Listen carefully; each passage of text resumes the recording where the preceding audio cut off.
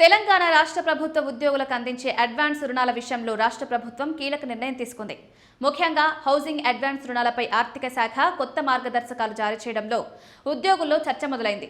ఇప్పటి వరకు ప్రభుత్వ ఉద్యోగులు హెచ్ఎండిఏ, తెలంగాణ హౌసింగ్ బోర్డు లేదా సహకార గృహ నిర్మాణ సంఘాల ద్వారా ఇల్లు లేదా ఫ్లాట్లు కొనుగోలు చేసిన హౌసింగ్ అడ్వాన్స్ రుణాలను పొందే అవకాశం ఉండేది.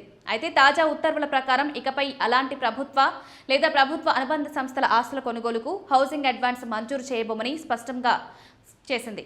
ఆర్థిక శాఖ విడుదల చేసిన ఉత్తర్వుల ప్రకారం ప్రభుత్వ ఉద్యోగులు, ప్రైవేట్ వ్యక్తులు, ప్రైవేట్ సంస్థల నుంచి ఇల్లు లేదా ఫ్లాట్లు కొనుగోలు చేసిన సందర్భాల్లో మాత్రమే హౌసింగ్ అడ్వాన్స్ రుణాలకు అర్హులవుతారు. H M D A, Telangana housing board, cooperative housing సొసైటీల ద్వారా పొందే గృహాలపై ప్రభుత్వ ఖజానా నుంచి అదనపు ఆర్థిక సహాయం ఇవ్వకూడదనే ఉద్దేశంతో ఈ నిర్ణయం తీసుకున్నట్లు తెలుస్తోంది. ప్రభుత్వ నిధులను మరింత సమర్థవంతంగా వినియోగించడం, అనవసర వ్యయాలను తగ్గించడం, బడ్జెట్పై ఒత్తిడిని నియంత్రించడం ఈ నిర్ణయం వెనుక ప్రధాన కారణాలుగా అధికారులు చెబుతున్నారు. ఈ ఉత్తర్వులు 2026-27 ఆర్థిక సంవత్సరానికి సంబంధించిన తొలి త్రైమాసికం ఏప్రిల్, మే, జూన్ నెలలకు వర్తించే విధంగా జారీ చేయబడ్డాయి. ఈ కాలానికి వివిధ రకాల అడ్వాన్స్ రుణాల కోసం ప్రభుత్వం ప్రత్యేకంగా నిధులను విడుదల చేసింది. అందులో భాగంగా గృహ నిర్మాణం, ఇల్లు కొనుగోలు లేదా మరమ్మతుల కోసం హౌసింగ్ అడ్వాన్స్లకు 50 కోట్లు కేటాయించింది. అయితే ఈ నిధుల వినియోగంపై కఠిన నిబంధనలు అమలు చేయాలని స్పష్టం చేసింది.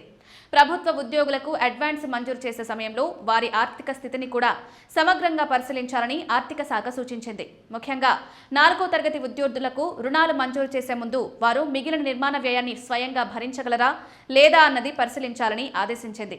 ప్రభుత్వం ఇచ్చే అడ్వాన్స్తో పాటు అదనపు ఖర్చులను ఉద్యోగి భరించే సామర్థ్యం లేకపోతే భవిష్యత్తులో ఆర్థిక ఇబ్బందులు తలెత్తే అవకాశం ఉందని అధికారులు భావిస్తున్నారు. నిధుల పంపిణీ విషయంలో కూడా స్పష్టమైన మార్గదర్శకాలు రూపొందించారు. జిల్లా, ప్రాంతీయ కార్యాలయాల్లో పనిచేసే ఉద్యోగుల కోసం కేటాయించిన అడ్వాన్స్ నిధులను సచివాలయం, హెడ్ ఆఫీసుల్లో పనిచేసే ఉద్యోగులకు ఎట్టి పరిస్థితుల్లోనూ మళ్లించరాదని ప్రభుత్వం హెచ్చరించింది. రుణాల రికవరీ విషయంలో కూడా ప్రభుత్వం కఠిన వైఖరి అవలంబిస్తోంది. ఉద్యోగికి మంజూరు చేసిన అడ్వాన్స్ మొత్తాన్ని నిర్ణీత గడువులోగా వేతనం నుంచి క్రమం తప్పకుండా తిరిగి వసూలు చేయడం సంబంధిత శాఖాధిపతుల బాధ్యతగా పేర్కొంది. ఇక గృహ రుణాలతో పాటు ఇతర అవసరాల కోసం కూడా ప్రభుత్వం నిధులను విడుదల చేసింది. కొత్త కార్ల కొనుగోలుకు 12.5 కోట్లు, ద్విచక్ర వాహనాల కొనుగోలుకు 2.5 కోట్లు, కంప్యూటర్లు, ఇతర సాంకేతిక పరికరాల కొనుగోలుకు 50 లక్షలు కేటాయించింది. పిల్లల ఉన్నత విద్య, వైద్యావసరాలు, ఇతర అవసరాల కోసం 2 కోట్లు విడుదల చేసింది.